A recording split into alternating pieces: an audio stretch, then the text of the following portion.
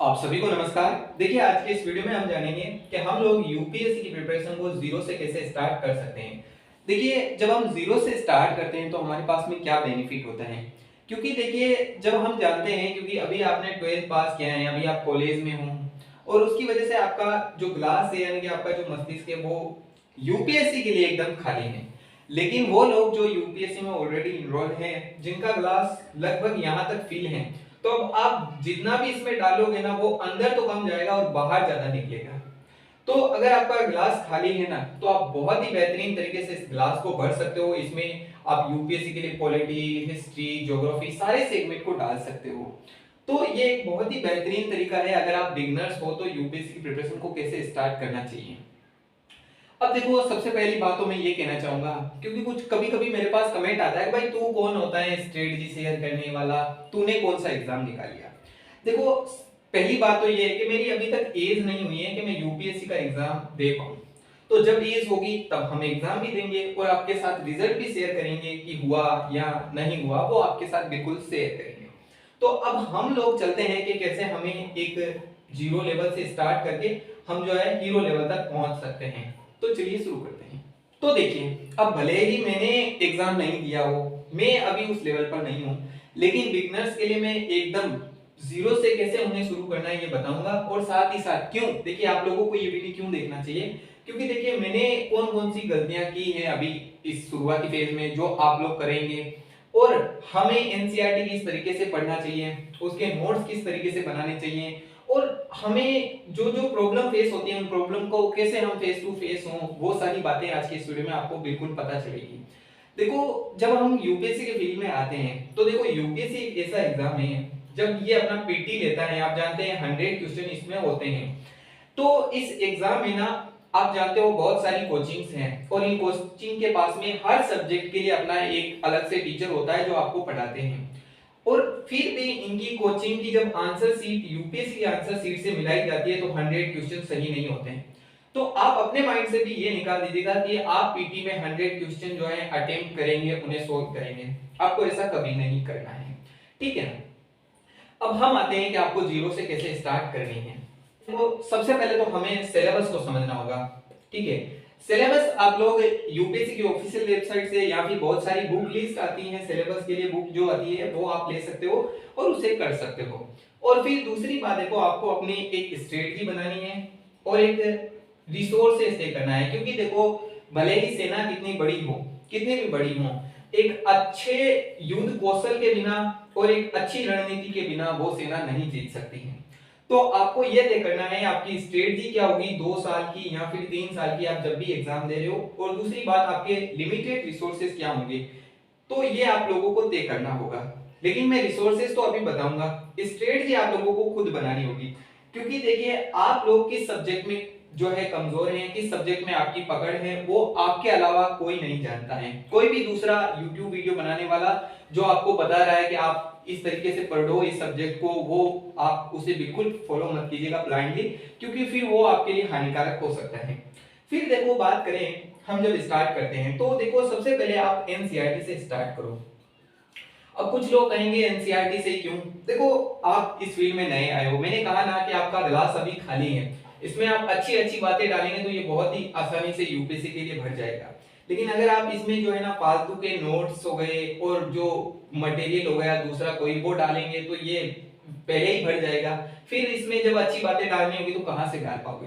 तो एनसीईआरटी हमारा बेस है, तो आपका न्यू लग जाएगा इसमें एनसीईआरटी की वजह से आपकी मेंस के लिए पकड़ बन जाएगी, आपकी पीटी के लिए जो जो स्टेटमेंट क्वेश्चन होते हैं उनके लिए काफी हेल्प होगी एनसीईआरटी से। फिर देखो अगर आप ध्यान देंगे तो जब आप एनसीईआरटी पढ़ोगे ना तो आपको ना थोड़ी अंडरस्टैंडिंग आ जाएगी टॉपिक को कि किस तरीके से किसी टॉपिक को समझना है, क्योंकि एनसीईआरटी ने स्कूल लेवल पर उस लेवल पर समझाया कि इसे एक 6 स्टैंडर्ड का 7 स्टैंडर्ड का बच्चा भी समझ पाए। फिर देखो एनसीईआरटी कौन कौन सी कवर करनी है, आपको हिस्ट्री, पॉलिटी और ज्योग्राफी, इन तीन एनसीईआरटी को कवर कर लेना है। देखो हिस्ट्री में से आपको स्पेशली आप मॉडर्न का तो नहीं करोगे तो भी चलेगा, लेकिन आपको एंशिएंट और मिडाइवल तो पढ़ना ही चाहिए, क्योंकि यहाँ से बहुत सारे क्वेश्चन आर्ट एंड कल्चर को, इनकी सोसाइटी को पूछे जाते हैं यहाँ से जोड़ के, ठीक है। फिर पॉलिटिक इसलिए जरूरी है क्योंकि बेसिक अंडरस्टैंडिंग के लिए, बाकी आप पॉलिटी के लिए कोई सी भी स्टैंडर्ड बुक से कवर कर सकते हो, और ज्योग्राफी के लिए आप स्टैंडर्ड बुक्स न पढ़ के सिर्फ एनसीईआरटी पढ़ोगे, स्पेशली 11th वाली फिजिकल ज्योग्राफी, तो भी आपका हो जाएगा। तो ये आपको करना चाहिए। फिर देखो दूसरी सब्जेक्ट आती है, जब बात करते हैं तो अगर साइंस की पढ़नी चाहिए या नहीं पढ़नी चाहिए, तो अगर आप साइंस बैकग्राउंड से हो तो जरूरी नहीं है, लेकिन अगर आप साइंस बैकग्राउंड से नहीं हो तो आप प्रयास कीजिए समय निकालकर क्लास 9th और 10th की पढ़ डालिए, ठीक है। फिर आप जब क्लास 12 में जाओगे तो आपको एंड के बायो के 4 चैप्टर पढ़ने होते हैं, वो इन्वायरमेंट और इकोलॉजी के लिए होते हैं, तो वो आप कर सकते हो। अब यहाँ पर मैं क्यों कहा मैंने क्लास 9th और 10th की, देखो साइंस एंड टेक आपको पढ़ना होगा, वहां पर आपकी फिजिक्स की जरूरत पड़ेगी, और जब आप इन्वायरमेंट करोगे तो आपको थोड़ी बहुत केमिस्ट्री के बारे में, जब यहाँ पर साइंस टेक करोगे तो यहाँ पर भी पता होना चाहिए, तो यहाँ पर आपकी बहुत ज्यादा हेल्प होगी इनसे। तो ये तो हुआ एनसीईआरटी का। अब बात करते हैं एनसीईआरटी के नोट्स कैसे बनाने हैं। तो अब देखो जब हम नोट्स पर आते हैं तो हमें क्या करना होता है, हम लोग क्या करते हैं, हम लोग जैसे कि हमने चैप्टर पढ़ा, उस चैप्टर के हमने रनिंग नोट्स बना लिए। भाई इस तरीके से तो एनसीईआरटी ने खुद दे रखा है, आप लोग अलग से क्यों अपनी कॉपी बना रहे हो, अपनी बुक बना रहे हो, छाप रहे हो। हमें क्या करना है, हमें एक बार 6 to 12 सारी एनसीईआरटी को पढ़ लेना है अच्छे से। फिर अब जब हम सेकेंड टाइम पढ़ें तो हमें ये देखना है कि अगर हमने एक चैप्टर में गवर्नमेंट के बारे में पढ़ा है तो क्लास 6 से लेकर 12 तक वापस गवर्नमेंट के बारे में कहां-कहां बताया गया है। या फिर मैं बात करूं ज्योग्राफी की, तो हमने अर्थ के इंटरनल स्ट्रक्चर के बारे में पढ़ा, तो जब हम क्लास 6 में या 7th में होते हैं तब हम इसके बारे में पढ़ते हैं, और वापस हम पढ़ते हैं क्लास 11th में, बीच में कहीं नहीं आता है। तो हमें यहाँ क्लास 11th और क्लास 6 7th वाले दोनों को जो है ना ऐड करके हमें अपने शॉर्ट नोट्स बनाने चाहिए। तो उनसे क्या होगा ना, वापस आप जब मेंस के लिए प्रिपरेशन करोगे ना तो आपको एनसीईआरटी देखने की जरूरत नहीं है, आपके नोट से आंसर राइटिंग के लिए हेल्प मिल जाएगी, तो ये हेल्प होगी। बाकी जब आप कोचिंग ज्वाइन करते हो, जब स्टैंडर्ड बुक्स पढ़ते हो, तो कुछ अदर डाटा इसमें ऐड कर सकते हो अगर आपको कुछ नया लगे तो इस तरीके से आपको एनसीईआरटी के नोट्स बनाने चाहिए। और पढ़ना किसे चाहिए, तो कुछ लोग क्या करते हैं, जैसे कि उन्होंने क्लास 6 का पॉलिटी पढ़ा, फिर वो क्लास 6 की हिस्ट्री में आ जाते हैं। नहीं, अगर आप पढ़ना चाहते हो सही से तो क्लास 6 की हिस्ट्री से शुरू करो और क्लास 12 तक की हिस्ट्री को कंप्लीट करो। क्लास 6 की पॉलिटी से शुरू करो तो क्लास 6 की 12 तक पॉलिटी को कंप्लीट करो, उसके बाद दूसरे सब्जेक्ट पर जाओ। और अगर आप दिन में 2 सब्जेक्ट करना चाहते हो तो 2 कर सकते हो। तो इस तरीके से एनसीईआरटी के नोट्स कर सकते हो, और एनसीईआरटी को किस सब्जेक्ट वाइज पढ़ना चाहिए वो भी कर सकते हो। अब हम लोग चलते हैं, जब हम एनसीईआरटी को कर लेते हैं तब हमें क्या करना चाहिए। तो अब देखो, अब आप यूपीएससी के लिए बहुत ही बेहतरीन तरीके से रेडी हो चुके हो। आपने सिलेबस को समझ लिया, प्लस आपने एनसीईआरटी को समझ लिया, आपने एनसीईआरटी के नोट्स बना लिए। अब बारी आती है आप लोगों की अगले स्टेज में जाने की, यानी कि स्टैंडर्ड बुक्स में और पीवाईक्यू सोल्व करने में। तो अब आप अपनी एक पीवाईक्यू बुक परचेज कर लो। मैं आपको कहूंगा आप मुन्नाल सर की कर लो, ठीक है, वो सही रहेगी, क्योंकि उसमें मेंस के भी, पीटी के, सीसेट के सारे होते हैं। तो उस बुक को अब आप सारे पीवाईक्यू देखना स्टार्ट करो, क्योंकि उसमें सब्जेक्ट वाइज दे रखे हैं, तो आपने जो जो सब्जेक्ट कर लिए लाइक हिस्ट्री, पॉलिटी, ज्योग्राफी, तो उन सब्जेक्ट के पीवाईक्यू आप देखना शुरू करो। अगर आपसे सोल्व नहीं हो रहे हैं तो अभी कोई बात नहीं है, क्योंकि अभी आपने सिर्फ बेसिक जानकारी ली है। अब आप आओ अपनी स्टैंडर्ड बुक्स पर। देखो जब आप स्टैंडर्ड बुक्स को पढ़ना शुरू करो तो आप कोई भी 2 सब्जेक्ट स्टार्ट करो। जैसे कि अगर आप ज्योग्राफी स्टार्ट कर रहे हो तो आप इसके साथ में इन्वायरमेंट, इकोलॉजी स्टार्ट कर सकते हो, या फिर अगर आप पॉलिटी स्टार्ट कर रहे हो तो आप इसके साथ में हिस्ट्री या फिर इकोनॉमिक्स स्टार्ट कर सकते हो। देखो शुरुआत आपको जो है ना पॉलिटी, हिस्ट्री और इकोनॉमिक्स, इन 3 सब्जेक्ट को कवर करके करनी चाहिए। क्यों? क्योंकि देखो जब आप हिस्ट्री पढ़ लोगे ना तब आपको पता चल जाएगा कि इतिहास से कैसा पॉलिटिकल सिस्टम चला आ रहा है, आप हर डायमेंशन को समझ पाओगे। इकोनॉमिक सिस्टम, भारतीय अर्थव्यवस्था की इतिहास क्या रहा है, वर्तमान में अर्थव्यवस्था का विकास कैसे हो रहा है, जो फाइनेंशियल इंक्लूजन है वो किस तरीके से हो रहा है, ये सारी चीजें आप समझ पाओगे। तो इससे क्या है, फिर आप करंट अफेयर्स को कवर कर पाओगे। न्यूज़पेपर पढ़ोगे तो आपको कुछ पता चल पाएगा कि हाँ न्यूज़पेपर में क्या क्या हो रहा है। फिर इसके बाद में आप ज्योग्राफी हो गई, साइंस एंड टेक हो गया, इस तरीके के जो सोसाइटी, जो मेंस वाले हो गए, एथिक्स वगैरह, इनको कर सकते हो।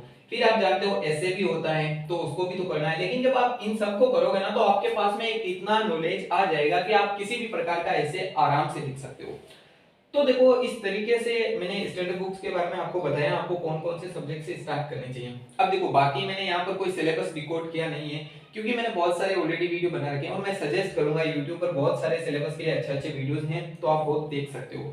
ठीक है, अब देखो हम उन बातों की तरफ चलते हैं। कुछ छोटे छोटे प्रॉब्लम्स होती है जब हम प्रिपरेशन को स्टार्ट करते हैं तो हमारे माइंड में आते हैं।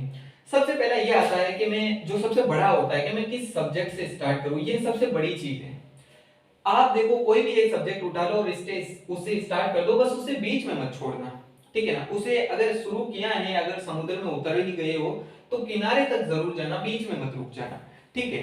फिर उसके बाद में आता है कि जब मैं एनसीईआरटी शुरू करता हूं तो कभी मन करता है 6 की छोड़ दूं, कभी मन करता है 7 की छोड़ दूं, क्योंकि जब इन्हें पढ़ने बैठता हूं बहुत ही बेसिक जानकारी पता चलती है, लेकिन टाइम कितना लगेगा यार, 4 से 5 घंटे में आप 6 को पढ़ लोगे, एक दिन में आप 7 को पढ़ लोगे, तो टाइम टाइम आपको कहां लगेगा, वो लगेगा आपको क्लास 11 और क्लास 12, ठीक है। और अगर आप बहुत ही बेसिक भी नहीं जानते हो तो आपको 10th में भी थोड़ा समय लगेगा, बाकी आपको कोई टाइम नहीं लगेगा, ठीक है। तो इसमें ज्यादा समय नहीं लगने वाला। लेकिन अगर देखो आप 26 या 27 के लिए प्रिपरेशन कर रहे हो तो मेरा यही कहना है आप करीब करीब 3 महीने दे दो एनसीईआरटी को, 3 महीने। इसके साथ में आप एनसीईआरटी की क्वेश्चन सोल्व करो, जो एनसीईआरटी बुक के पीछे दे रखे हैं, तो उससे क्या होगा, आपकी आंसर राइटिंग, क्वेश्चन सोल्व करते समय आप किसी की हेल्प नहीं लेंगे, यानी कि बुक की या फिर जो आंसर बुकलेट आती है उसकी हेल्प नहीं लोगे, खुद से करोगे ये, ठीक है। साथ ही साथ आपको पीवाईक्यू पर भी समझ आने लग जाएगा, क्योंकि आप पीवाईक्यू देखने के लिए, जब आप पीवाईक्यू देखोगे तो आपको पता चल जाएगा हाँ ये पीवाईक्यू कहां से पूछा है, सोल्व हो ना हो वो अलग बात है, लेकिन पूछा कहां से वो आपको पता चल जाएगा। तो देखो मैंने जीरो से लेकर आपको कैसे स्टार्ट करना है सारी वीडियो में बताई है। बाकी अगर आप लोग चैनल पर नए हो तो सब्सक्राइब कर सकते हो, और किसी भी सब्जेक्ट से अगर कोई इश्यूज है तो आप लोग को कमेंट कर सकते हो।